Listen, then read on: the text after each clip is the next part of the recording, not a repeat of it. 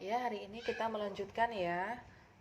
Jika kemarin kita membahas tentang induksi magnet ya, silakan dilanjutkan sendiri untuk toroida dan solenoida, sudah ada di dalam file ya, rumus-rumusannya. Nah, sekarang kita lanjut ke gaya Lorentz. Gaya Lorentz itu nanti adalah gaya yang ditimbulkan pada tiga kondisi. Tiga kondisi yaitu kawat berarus yang berada dalam medan magnet, atau muatan yang bergerak dalam medan magnet, atau dua kawat sejajar berarus. Nah, karena gaya itu termasuk vektor, maka kita menganalisis nanti besar dan arah. Tetapi yang kita fokuskan adalah ke arahnya. Ibu yakin bahwa kalian menggunakan rumus itu bisa saja ya menghitungnya. Nah, aplikasi gaya Lorentz banyak sekali ya, bisa digunakan untuk di alat galvanometer, untuk itu apa namanya, kereta maglev dan selain sebagainya, speaker dan lain sebagainya, generator nanti kalau di induksi elektromagnetik. Nanti bisa dilihat di file lebih jelasnya ya. Kita langsung untuk yang kawat berarus kita bahas. Ini contohnya ada kawat ya, sepanjang L, ini panjang kawat ya L, dialiri arus I, ini arus ya I, dan berada dalam medan magnet yang arahnya masuk bidang B.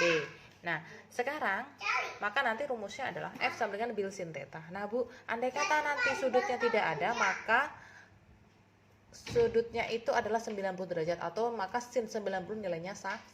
Kalau dilihat dari gambar ini jelas antara B dengan I itu adalah tegak lurus. Jadi theta adalah sudut yang dibentuk adalah B dan I. B-nya masuk bidang, I-nya ke atas, maka di sini sudah tegak lurus. Nah, yang harus diperhatikan adalah arah. Nah, jika kemarin kita hanya menggunakan ibu jari dan 4 jari, kita tambah lagi ya telapak tangan.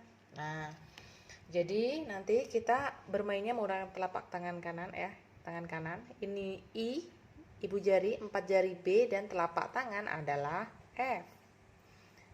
Nah, bagaimana Ibu kita mencari arahnya yang ini? Arah F-nya, arah gaya Lorentz-nya kemana? Biasanya yang ditanya itu kawan-kawan, jadi harus tahu. Nah, yang harus kita pahami adalah kita harus menunjukkan dulu, analisis dulu, I-nya kemana? I-nya ke atas, maka ibu jari tunjuk ke atas. Jika sudah, kita cari B. B-nya kemana? Target. Apakah ke kanan, ke kiri, masuk bidang, keluar bidang? Kemana? Atau ke atas malah? Enggak ya. Kalau ke atas berarti tidak tegak lurus ya. I-nya ke atas, B-nya masuk bidang, target. Nah, seperti ini. Nah, sekarang telapak tangannya ini mengarah kemana kawan-kawan? Apakah mengarah ke kanan atau mengarah ke kiri telapak tangan ibu ini? Telapak tangan ibu, perhatikan. Ya, mengarah ke kiri. Maka gaya Lorentz-nya arahnya kemana? Ke kiri. Maka kita bisa gambar. Ini adalah F, L. Ini habis ya. L ya, ini F, F, L. Jadi arah gaya Lorentz-nya adalah ke kiri. Bisa dipahami ya kawan-kawan? Nah, kita contoh lagi ya, bikin contoh lagi. Ini I-nya kemana? I-nya ke kanan. I-nya ke kanan, set. B-nya kemana? Apakah B-nya masuk bidang, keluar bidang, atas, kanan, bawah? Oh, sekalinya keluar bidang, berarti seperti ini ya. Aduh, agak susah nih ibu nih. Nah, seperti ini. Maka F-nya ini arahnya kemana? Telapak tangan ibu arahnya kemana? Arahnya adalah ke bawah. Maka nanti I-nya, bukan I ya, F-nya adalah arahnya ke bawah. Jadi ini adalah FL. Nah, seperti bisa dipahami ya? Bisa dipahami.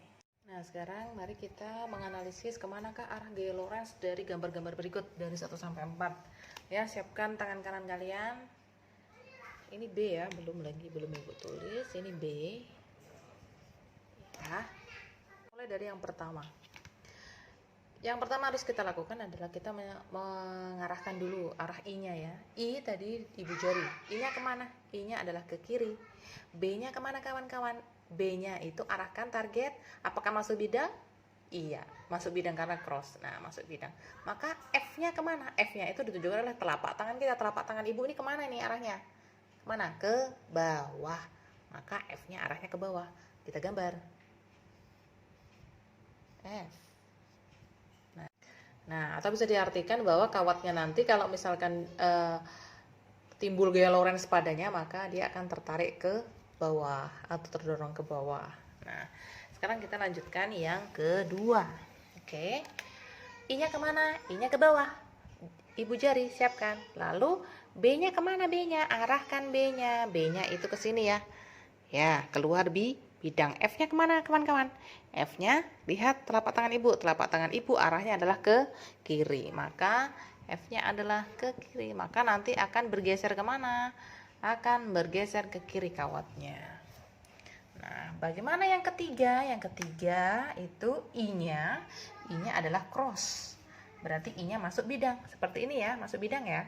Lalu B-nya kemana? B-nya? B-nya adalah ke atas. Set. B-nya ke atas. Maka F-nya ini arahnya kemana? F-nya ibu adalah arahnya ke kanan. Maka kita gambarnya seperti ini. Ini adalah FL G. Lorentz. Nah, lalu yang terakhir, I-nya kemana? I-nya adalah masuk, bukan masuk bidang, keluar bidang. Seperti ini ya kawan-kawan ya. B-nya kemana? Target. Oh, B-nya ke kiri bu, ke kiri.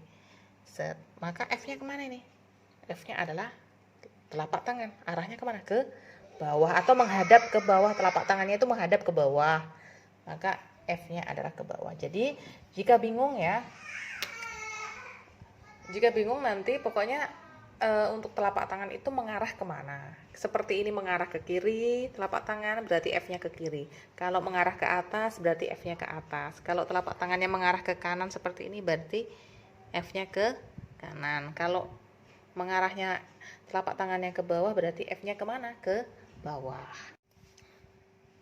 Nah, untuk selanjutnya ya nomor 5. Nah, di sini ada magnet. Magnet itu kan setiap magnet itu berkutub ya, memiliki kutub utara dan kutub selatan. Nah, medan magnet itu arahnya adalah dari utara ke selatan, karena utara itu arahnya keluar, arah garis gaya magnetnya, dan S itu menunjuk arahnya masuknya menuju selatan seperti itu ya. Jadi kalau misalkan ini utara dan selatan didekatkan, maka arahnya akan nyambung dari utara ke selatan, atau di sini adalah tarik menarik. Nah, maka kita harus gambarkan dulu arah medannya, arah induksinya kemana. Kalau dari utara ke selatan, maka arahnya kemana kawan-kawan? Gambarnya ya seperti ini.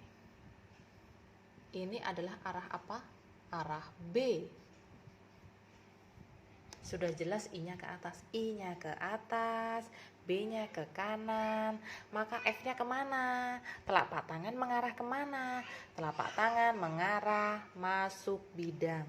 Maka kita bisa tuliskan di sini bahwa kita tulis ini ya. FL adalah, ibu taruh sini aja. FL adalah cross, masuk bidang. Nah, seperti itu. Atau bisa digambarkan di sini boleh ya. Nah, I-nya ke sana, masuk bidang. Ya. Dan arah B-nya kemana? Gambar dulu dari utara ke selatan. Nah,